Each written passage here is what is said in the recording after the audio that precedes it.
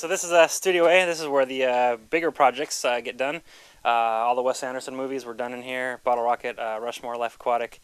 I'm missing one somewhere in there. Royal Tenenbaums, very important.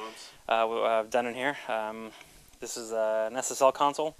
I believe it belonged to Babyface, if I'm not mistaken, in the 80s. It's an E-series console with some J-series something or other. I'm not exactly sure on the specifics, but it's a wonderful, really wonderful sounding board. And then we're also very lucky and very spoiled with wonderful outboard equipment, which I'll show you in a second.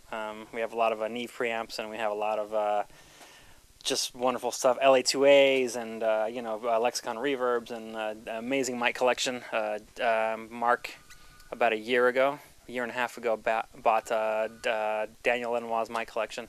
So we have like 8 U47s. We have U87s, U47s. We have what is it, the 49 FET, I believe.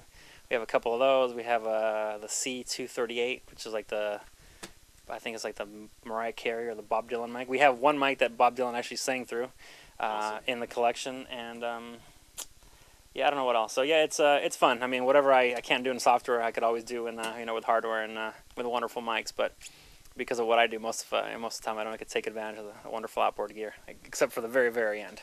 So yeah, the very end when we go to replace stuff. So this is our console here, and Mark, we have basically we have this room set up to have 2 stations, so that way an engineer could basically be on this side and could help out with some editing on this side. You're running Logic over here? We're running Logic, yeah. We're running Pro Tools on this one here. I believe we have the Pro Tools HD. I'm not sure which version, 7 or something else like that, I think.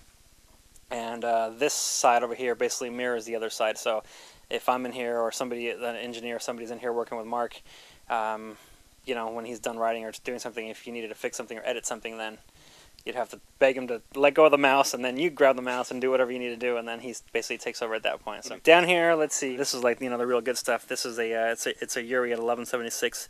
It's a limiter that does get used. But we do have some older outboard stuff. Some Lexicon. It's a PCM 81, I think, in a 70. And then this is something that Bob Casali really likes, the AMS. I believe it's an older reverb. And of course, the Evans had the H3000, which every studio, I think, in the 80s had to have one. That and a DX7.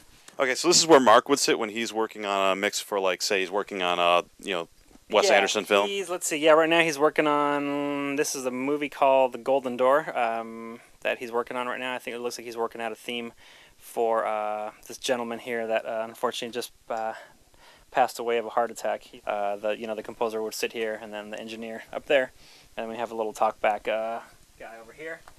This is our little talkback.